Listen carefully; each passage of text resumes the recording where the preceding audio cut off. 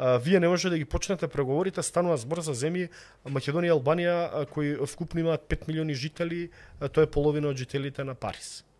Значи Франција да вели дека тие две земји не може да ги почнат преговорите, а не да станат членка на Европската унија, членки, поради не знам, они може да го сменат процесот среде процес. Не милош, сакам да кажам, ние сме многу мали земји за таа абсорбцијска моќ на Европската унија.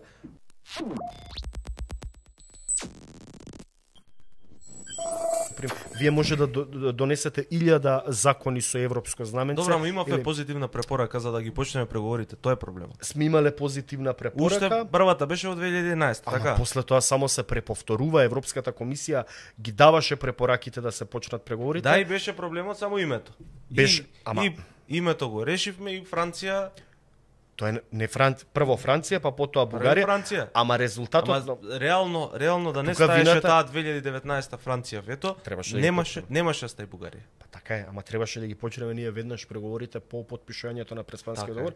Апсолутно вината е гледам во Европската унија, апсолутно мислам дека и една од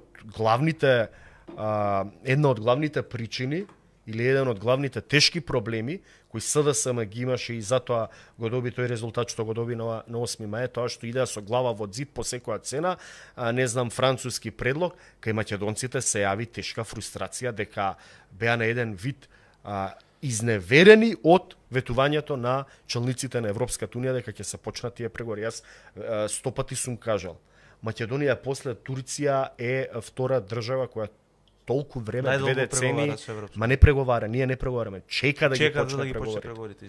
Значи Турција, не знам, добила кандидатски статус 40-50 години, не може да почне преговори. 70 некој како и да е, Македонија го доби кандидатскиот статус 2005-та, значи ние за една година ќе имаме, ако не ги почнеме како што стојат работите, нема ни да ги почнеме преговорите.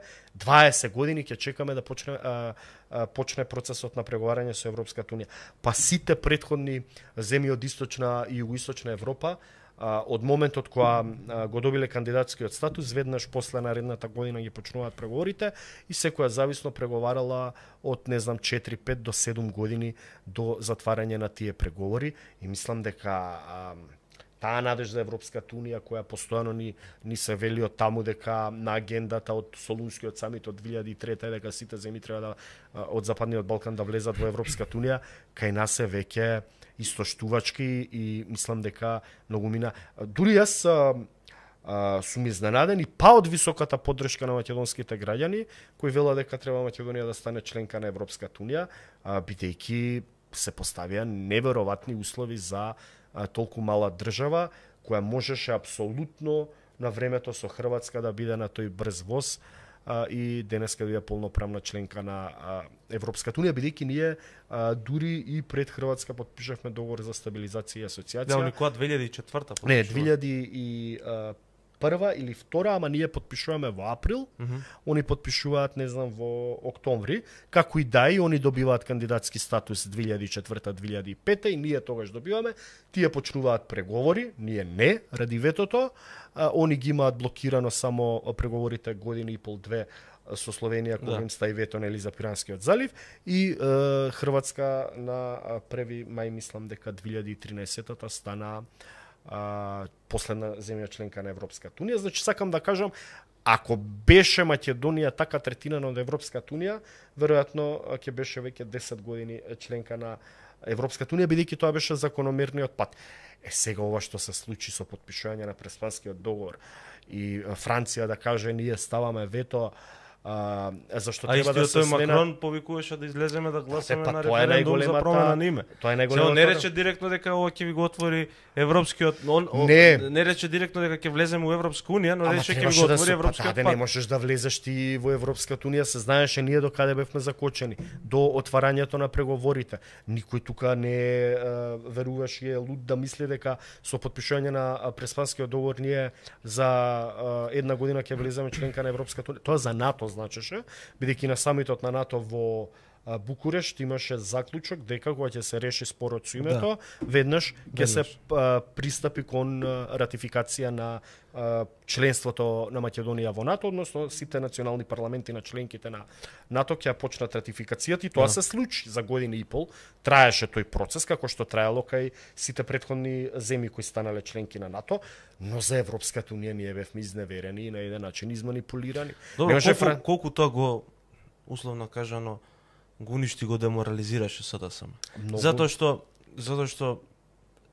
дури и кај Заев тоа се примети, нели, оние предвремени избори кои што се случија 2020 година, некаде летото, јули мислам дека беше месец. Тој во 2019 кога беше стајано француското, практично во септември, октомври кога беше дадено француското. Тој кажа кога беше стајано француското вето дека си поднесе оставка како премиер и треба Македонија да оди на предвремени избори во април 2020. И не се случија поради почетокот на короната, бидејќи нели короната почна во февруари, но апсолутно мислам дека падот на СДСМ почна, драстичниот пат на СДСМ почна од тој момент кога самата СДСМ, односно Зоран Заев, беше на еден начин изневерен со тоа што он влезе all-in во играта со Европската унија. Да, сите карти им беа стајани на таа приказна. Да, им беа стајани и го прифати тоа што многумина не веруваа дека може да се прифати, односно ерга омнес име со географска одредница за севкупна употреба. И после 27 години да влезеш во решавање на таков спор со Грција, после 10 години од блокирањето на Македонија во европските и евроатлантските интеграции, да собереш под наводници политичка храброст и како политичар да го решиш тој спор. Претходно никој немал таква храброст, односно веројатно калкулирал. И на крај Франција, која е еден од двата главни мотори во Европската унија заедно со Германија, да ти каже, поради нереформираноста на Европската унија или не знам ти новите воведени правила, вие не може да ги почнете преговорите, станува збор за земји Македонија и Албанија кои вкупно имаат 5 милиони жители, тоа е половина од жителите на Париз. Значи Франција да вели дека тие две земји не може да ги почнат преговорите, а не да станат членка на Европската унија, членки, поради не знам, не може да го сменат процесот среде процес. Не милош сакам да кажам, ние сме многу мали земји за таа апсорбцијска моќ на Европската унија. Украина или Турција да влезат, ќе се смени драстично политичкиот систем на Европската унија. Прво Украина, па тоа сакам да кажам, Турција ќе има идентичен број со Германија, да. Толку е по жители, а Украина еве пред војната беше 44 милиони, како и да е, ќе стане една од 5-6. Ама и тоа Јакимовски кој што нонстоп го вика тука во студио, 12 милиони украинци лично примија они во Европската унија де факто. На тој начин. Да. И примија ко бегалци.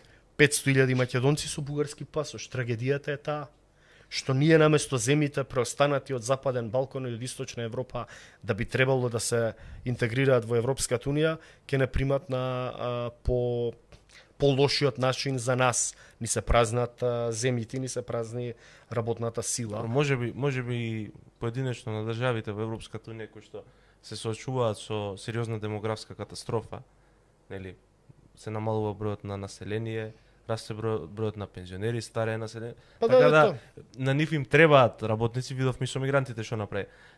Вчера Алберт Муслим имаше една одлична поента и тука сакам да влезем да го коментираме малце СДС. Имаше една одлична поента, вели која во суштина коалиција во Македонија некогаш собрала 600.000 гласови колку што луѓе излегоа приближно нели на референдумот.